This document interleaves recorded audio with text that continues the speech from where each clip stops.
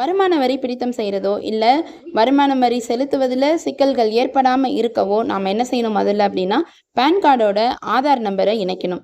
ஒருவேளை நீங்கள் இந்த வாய்ப்பை பயன்படுத்த தவறிட்டீங்க அப்படின்னும் போது சிக்கல் ஏற்படுறதுக்கான வாய்ப்பு இருக்குது.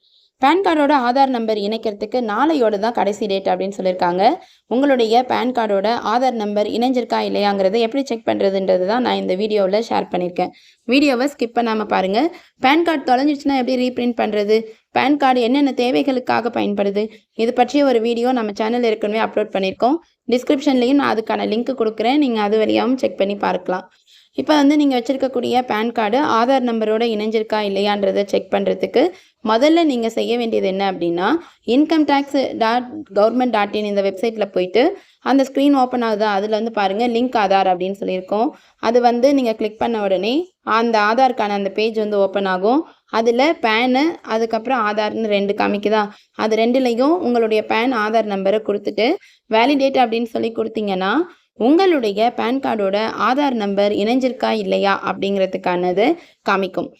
ஒருவேளை அப்படி இணைக்காமல் இருந்துச்சு அப்படின்னா நீங்கள் என்ன செய்யணும், 1000 ரூபாய் பெனல்ட்டி கட்டி பேன் கார்டோட ஆதார் நம்பரை நீங்கள் இணைச்சிக்கோங்க. இந்த வாய்ப்பு நாளையோட முடியுது. இதை நீங்கள் சரியாக பயன்படுத்திக்கோங்க, தவற விட்டுறாதீங்க.